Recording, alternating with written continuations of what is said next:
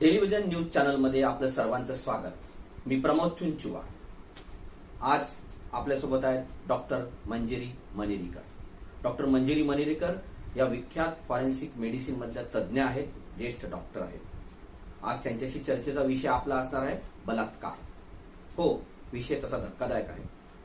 भारतामध्ये दर 4 ते 5 मिनिटाला बलात्काराच्या घटना घडतात किंवा बलात्काराचे प्रयत्न तरी केले जातात.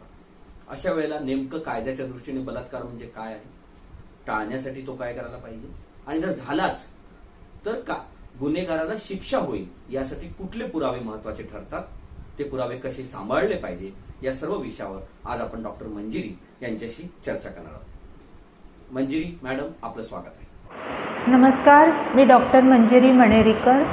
मी नायर हॉस्पिटलमध्ये फोरेन्सिक मेडिसिन विभागात 6 वर्ष लेक्चरर म्हणून काम केलं आहे आणि याच काळात काही रेप विक्टिम्सची तपासणीसुद्धा केली. त्यामुळेच टेलिव्हिजनच्या प्रेक्षकांसाठी मी बलात्काराविषयी थोडी माहिती देऊ इच्छिते.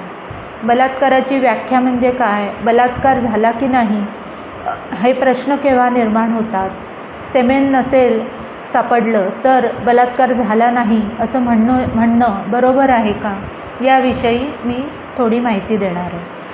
डॉक्टर मंजिरी, मुळात बलात्कार हा अतिशय गंभीर गुन्हा आहे. या गुन्ह्याची कायदेशीर नेमकी व्याख्या काय आहे आणि कायदेशीर दृष्टीने किंवा एकूण गुन्ह्याच्या तपासाच्या दृष्टीने या बलात्कार या गुन्ह्याचे काही वर्गीकरण करण्यात आले आहेत का?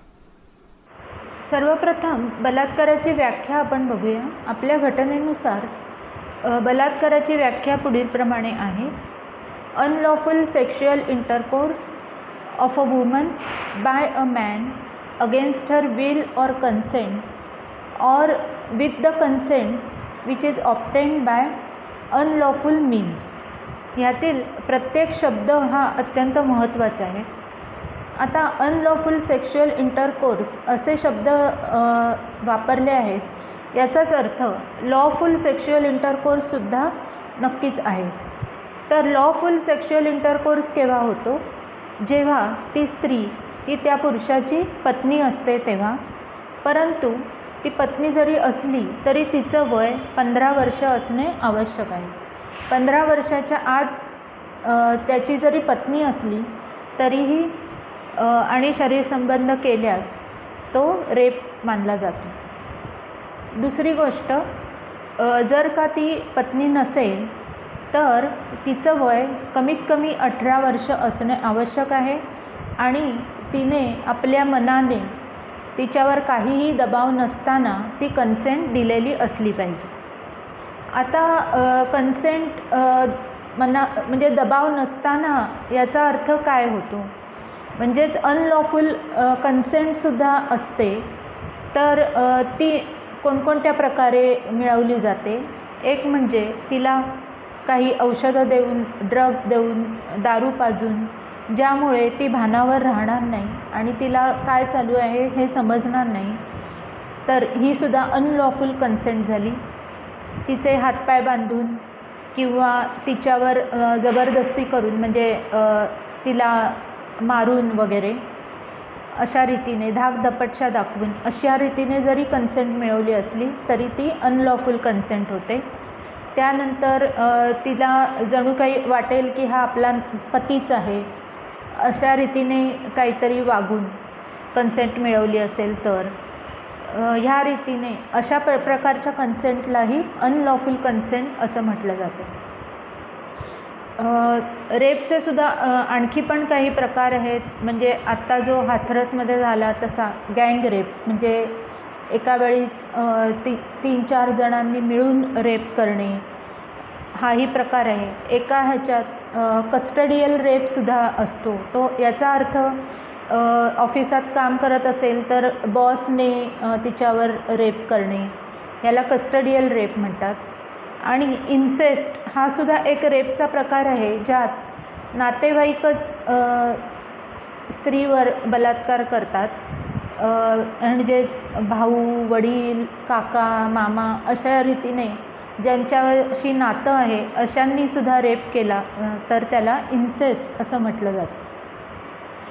तर ह्यामध्ये आपल्याला मेन प्रश्न हा असतो की कन्सेंट स्त्रीची नसेल तर शरीरसंबंध झाल्यावर त्याला रेप मानलं जातं. तर ह्यात वयाचा मुद्दा हा एक अतिशय महत्त्वाचा आहे. कारण तिचं जर का वय लहान असेल तर तिला काय होतं आहे, आपल्यावर काही वेगळी घटना घडते आहे हेच तिला कळत नाही. त्यामुळे ठराविक वयाच्या आतील बरोबर शरीरसंबंध म्हणजे रेप असंच मानलं जातं. पण मुलगी जर का मोठी असेल तर तिला समजतं की आता काय घडणार आहे आणि तिची जर का त्याला परमिशन नसेल तर ती नक्कीच प्रतिकार करेल आणि अशावेळी मग तिच्या अंगावर जखमा आढळून येतील असं मानलं जातं. म्हणजे त्यामुळे रेप विक्टिमची जेव्हा तपासणी केली जाते तेव्हा तिच्या अंगावर जखमा आहेत की नाही हे बघितलं जातं. परंतु आधीच जसं मी सांगितलं की अनलॉफुल मीन्सने जर का कन्सेंट मिळवलेली असेल तर म्हणजे तिचा प्रतिकार लुळा पडलेला असेल तर तिच्या अंगावर जखमा मिळणारसुद्धा नाहीत. त्यामुळे जखमा मिळाल्या किंवा नाही हा प्रश्न हा गौण आहे. तिने जर का सांगितलं की माझी परमिशन नव्हती तर तरीही हा रेपच मानला गेला पाहिजे. आता अजून एक मुद्दा म्हणजे की कधीकधी स्त्रिया काय करतात की त्यांना वाटत असतं की हा पुरुष आपल्याबरोबर लग्न करेल आणि त्यामुळे त्या फ्रीली कन्सेंट देतात आणि नंतर त्या प्रेग्नंट झाल्यानंतर मग तो पुरुष लग्नाला नाही म्हणतो किंवा तू ॲबॉर्शन करून घे, म्हणजे अशा प्रकारचे आपण सिनेमात बघतो सीन. आणि अशी स्त्री जर का मग पोलिसांकडे जाऊन ह्या पुरुषाने माझ्यावर रेप केला आहे असा त्याच्यावर जर का आरोप करत असेल तर फक्त अशाच वेळी तो रेप होता की नाही, तिची कन्सेंट होती की नाही हे प्रश्न उभे राहतात. बाकीच्या वेळी जेव्हा ती म्हणते की माझी कन्सेंट नव्हती तर याचा अर्थ तिच्यावर रेपच झालेला आहे हे तर नक्कीच मानलं गेलं पाहिजे. म्हणजे पोलिसांनी तिची निदान तक्रार तरी नोंदवून घेतली पाहिजे. आपल्याकडे हे सुद्धा होत नाही हे आपल्या देशाचं दुर्दैव आहे असं मला वाटतं. कारण मी आता काही अमेरिकेतल्या केसेस बघितल्या तर तिथे स्त्रिया लगेच म्हणजे रेप झाल्यानंतर पोलिसांना फक्त फोन करून कळवतात की माझ्यावर रेप झाला आहे आणि तिथे रेप विक्टिम केअरसाठी सेंटर्स आहेत. तर पोलीस येऊन त्यांना तिथे घेऊन जातात आणि तिथे त्यांची काळजी तर घेतली जातेच आणि लगेच त्यांची तपासणी करून काही पुरावे मिळत आहेत का हे बघितलं जातं. डॉक्टर मंजिरी, आपण बघितलं की बलात्काराचे प्रकार तर आपण सांगितले, मात्र मुळातच बलात्कार होऊ नये, तो टाळावा यासाठी समाजाने, कुटुंबाने आणि खास करून स्त्री वर्गाने काही विशेष खबरदारी घेण्याची गरज आहे का? आणि याला जोडून दुसरा प्रश्न म्हणजे जर दुर्दैवाने असा बलात्कार झालाच तर नेमके कुठले पुरावे सांभाळून ठेवले पाहिजे, पोलिसांपर्यंत ते गेले पाहिजे याची काळजी घेतली पाहिजे. कारण कधी कधी अनावधानाने किंवा अज्ञानाने पीडितेकडूनच पुरावे नष्ट होऊन जातात असं सुद्धा आपण बघितलेलं आहे. रेप झाल्यानंतर स्त्रीने काय केलं पाहिजे याविषयी थोडंसं सांगते. पण सर्वात आधी म्हणजे रेप होऊ नये ह्यासाठीच काही प्रयत्न झाले पाहिजेत. याचं कारण रेप हा काही असा अननोन पुरुषांकडून फार कमी वेळा होतो. जशी दिल्लीतील निर्भयाची केस झाली. असे पुरुष हे माथे फिरू असतात जे अनोळखी रस्त्यावर दिसलेल्या स्त्रीवर एकदम तुटून पडतील. पण आपल्या रोजच्या जीवनात जे लोक आपल्या आजूबाजूला असतात ह्यांच्याकडूनच जास्त करून रेप होण्याची शक्यता असते. तर ह्यासाठी सर्वप्रथम आईने मुलीला वयात आल्यावर किंवा साधारण थोडी मोठी झाल्यावरच शरीरसंबंध म्हणजे काय वगैरे हे समजावून दिलं पाहिजे. कारण मुलींना काय लहान असतात आणि त्यांना थोडं पुरुषांनी असं प्रेमाने जवळ घेतलं तर त्यांना समजू शकत नाही की हे काही वेगळं करतायत. तर अशा वेळेला त्यांना थोडी कल्पना देऊन ठेवलेली असली तर त्या स्वतःचं रक्षणही करू शकतील. आता रेप झाल्यानंतर मुख्य म्हणजे आपले कपडे न बदलता किंवा अंघोळ वगैरे न करता सर्वप्रथम तक्रार केली पाहिजे आणि पोलिसांनी ती तक्रार लिहून घेतली पाहिजे. आपल्याकडे हे सुद्धा होत नाही. तर असं माझं म्हणणं आहे की अननोन पर्सनच्या अगेन्स्ट तक्रार नोंदवून घ्या. कोणावर आरोप वगैरे ते नंतर बघता येईल, पण तिला आधी काळजीची गरज असते, काळजी घेण्याची गरज असते. तर तिची तक्रार नोंदवून घेऊन तिला सरकारी किंवा जिथे रेप विक्टीमची केअर घेतली जाते अशा ठिकाणी ॲडमिट करणं अत्यंत गरजेचं आहे. ॲडमिट केल्यानंतर तिचे कपडे हे पुरावा म्हणून जपले गेले पाहिजे. आता फोरेन्सिक मेडिसिनचं एक तत्त्व असं आहे की जेव्हा दोन गोष्टी एकमेकांच्या संपर्कात येतात तेव्हा त्यांच्यात मटेरियलची देवाणघेवाण होते. तर हे जे सेमेन सापडलं नाही म्हणतात किंवा शरीरावर जखमा नाहीत म्हणतात, हे सगळं हे आरोपी आहे की म्हणजे आरोपी ह्यानेच गुन्हा केला आहे की नाही हे सिद्ध करण्यासाठी आहे. रेप झाला की नाही हे सिद्ध करण्यासाठी ह्या गोष्टी नाही आहेत. हे लक्षात घेणं अत्यंत गरजेचं आहे. कारण म्हणजे तिला प्रतिकार करू न देता सुद्धा रेप होऊ शकतो. तर त्यामुळे तिची तक्रार ही नोंदवून घेतलीच पाहिजे आणि हा गुन्हा नोंदवला गेलाच पाहिजे. त्यानंतर तिचे सगळे कपडे तपासणीसाठी ताब्यात घेतले पाहिजेत आणि त्यानंतर तिचा व्हजायनल स्वॅब म्हणजे योनी मार्गातून कापूसाने मटेरियल गोळा केलं जातं ज्यात सेमेन मिळू शकतं. आता सेमेन न मिळण्याची अनेक कारणं आहेत. एक म्हणजे सेमेन डिपॉझिटच न होणे किंवा आता हाथरसच्या केसमध्ये जसं झालं ते 8 दिवसांनी तो स्वॅब घेतला गेला, तर 8 दिवस काय ते स्पर्म्स हे जिवंत राहत नाहीत आणि त्यात अंघोळ पण तिने केली असल्यावर ते सर्व वॉशआउट होऊन गेलं असू शकतं. त्यामुळे त्या स्त्रीने सुद्धा अंघोळ वगैरे न करताच किंवा तो भाग न धुताच खरं तर तक्रार करण्यासाठी गेलं पाहिजे. तर हा जो स्वॅब घेतला जातो ह्या सेमेनमध्ये जर स्पर्म्स असतील तर त्यातून DNA मिळू शकतो आणि जसे हाताचे ठसे असतात फिंगरप्रिंट्स जे एक माणसाचे दुसऱ्या माणसाशी कधीही जुळत नाहीत, हे आपली आयडेंटिटी असते. तसंच DNA ही सुद्धा आपली आयडेंटिटी असते. कोणत्याही पृथ्वीवरच्या कोणत्याही 2 माणसांचे DNA हे सारखे नसतात. त्यामुळे ह्याला DNA फिंगरप्रिंट असं म्हटलं जातं.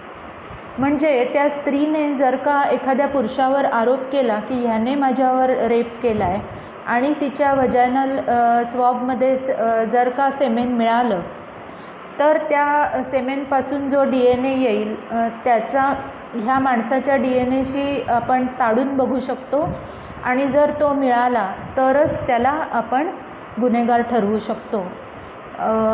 त्यानंतर केससुद्धा एकाचे दुसऱ्याच्या अंगावर जाऊ शकतात. हे केस म्हणजे त्या स्त्रीचे जे केस आहेत ते चिमट्याने काढून घेऊ शकतो आणि त्याच्या पुरुषाचे केस जर तिच्या अंगावर पडलेले असतील तर ते कोम्बिंग म्हणतात त्याला, म्हणजे कंगव्याने जर का विंचरले तर जे असे फॉरेन हेअर आहेत ते मिळतात आणि ते तपासणीसाठी पाठवता येतात. त्यानंतर तिच्या कपड्यांवर असलेले रक्ताचे डाग हे सुद्धा त्याचा DNA केला जातो. कधीकधी ते तिचंच रक्त असतं, पण बरेचदा ते सेमेनसुद्धा त्या कपड्यावर सुद्धा असू शकतं. तर त्यामुळे हे सर्व कपड्यांवर जे काही डाग आहेत त्या सर्वाचा DNA केला जातो. आता समजा एखादा आरोपी आहे, सापडलेला आहे, तर त्याचेही कपडे, त्यावेळी त्याच्या अंगावर असलेले कपडे हे तपासले जातात. किंवा त्याने समजा ते काढून ठेवलेले असतील घरात, तर त्याच्या घराचं सर्च वॉरंट घेऊन त्यातून ते कपडे शोधले जातात आणि त्या कपड्यांवरही हिच्या रक्ताचे डाग किंवा हिच्या बॉडी फ्लुइड्सचे डाग असतील तर ते घेऊन त्याचा DNA केला जातो. म्हणजेच त्याच्या कपड्यांवर किंवा त्याच्या शरीरावर तिचा DNA सापडणे आणि तिच्या अंगावर ह्याचा DNA सापडणे, ह्यामुळे त्या पुरुषाला आपण आरोपी किंवा गुन्हेगार म्हणून सिद्ध करू शकतो. पण समजा नाही सिद्ध झालं तरीही तिच्या रेप झाला नाही असं म्हणणं हे अत्यंत चुकीचं आहे. कधीकधी ती त्या माणसाला असं नखांनी ओरबाडू शकते. अशावेळी नखांमध्ये त्या माणसाच्या स्किनचे सेल्स सापडतात आणि ती नखंसुद्धा कापून ती फॉरेन्सिक लॅबमध्ये पाठवली तर त्यातल्या स्किन सेल्सचा पण DNA करता येतो आणि तो त्या माणसाशी ताडून बघता येतो.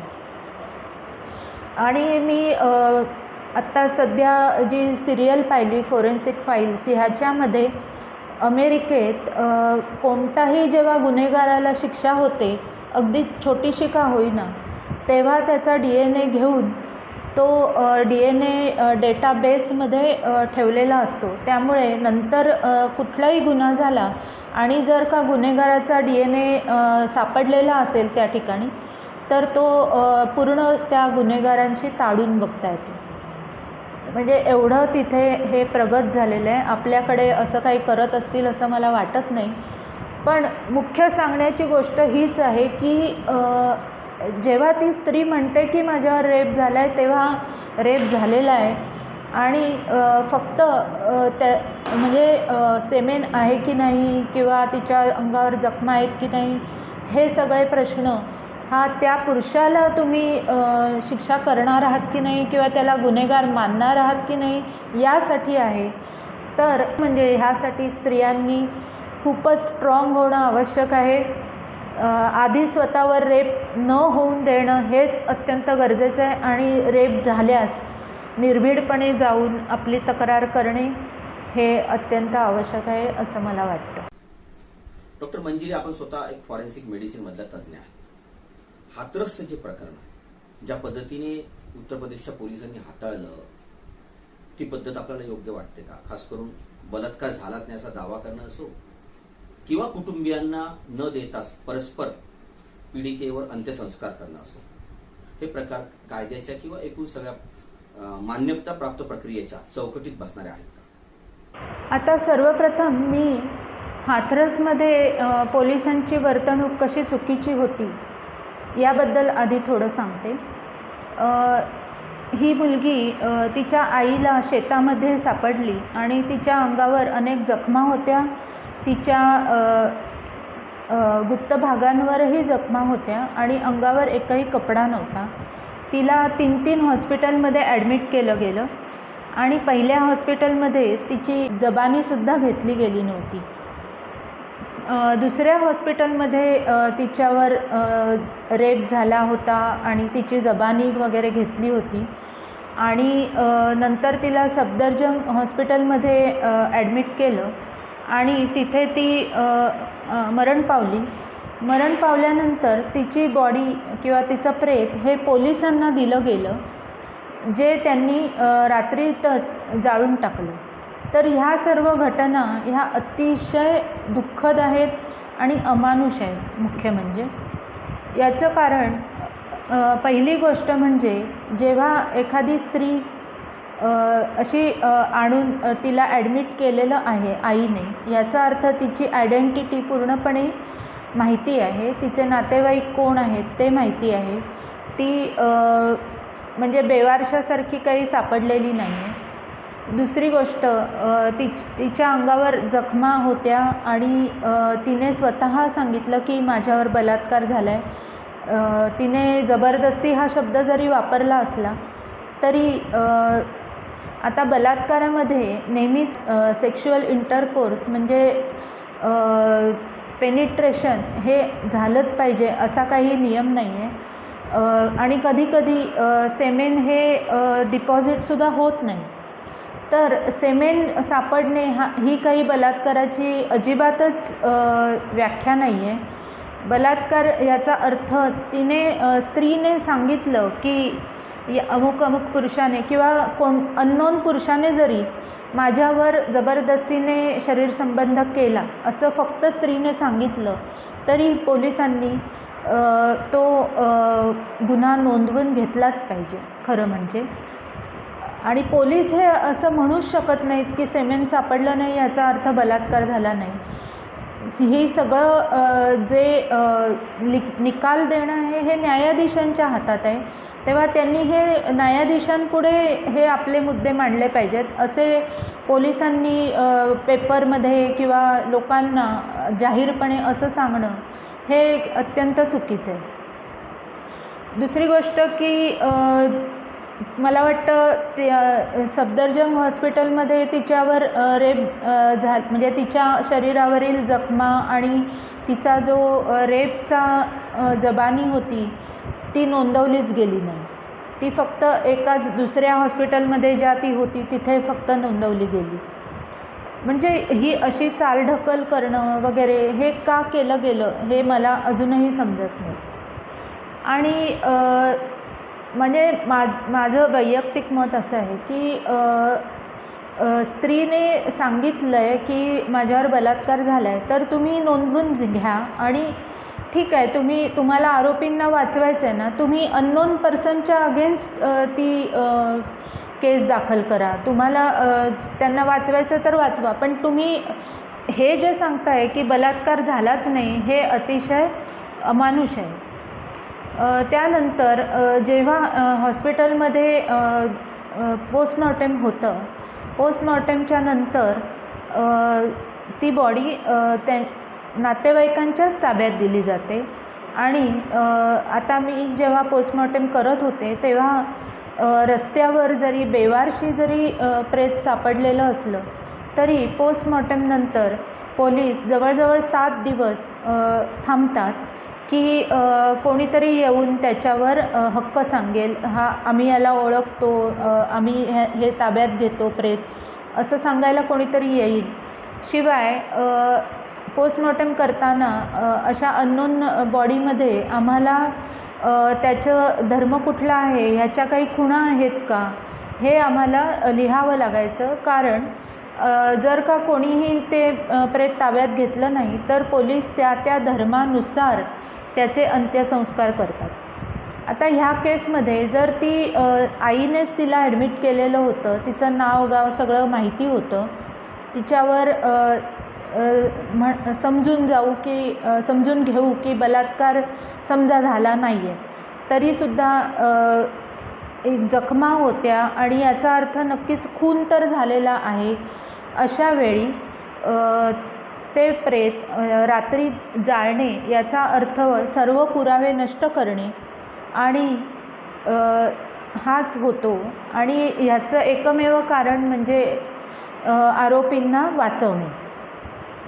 आता कधीकधी काय असतं की अशा केसेसमध्ये म्हणजे मर्डर केसेस जिथे सस्पेक्टेड मर्डर आहे किंवा कोणता तरी फाऊल प्ले सस्पेक्टेड आहे तर अशावेळी पोस्टमॉर्टम झाल्यानंतर नातेवाईक पुन्हा पोस्टमॉर्टम करायची सुद्धा मागणी करू शकतात, त्यांना जर का तो कॉज ऑफ डेथ पटला नाही तर.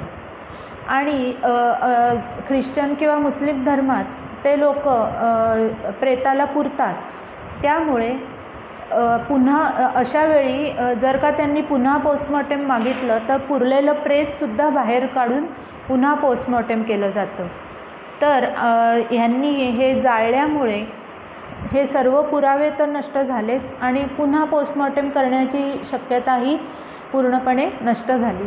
तेव्हा याचा अर्थ नक्कीच असा आहे की त्यांनी आरोपींना वाचवण्यासाठीच हे कृत्य केलं आहे. तर हे पोलिसांसाठी अतिशय लज्जास्पद आहे आणि अमानुष आहे. आणि ह्यामुळे एकंदरीत स्त्री जातीलाच हा अतिशय धोकादायक प्रकार झालेला आहे. म्हणजे त्यांना कशी काय सुरक्षितता वाटेल हे हा माझा एक प्रश्न माझ्या मनात निर्माण झाला आहे.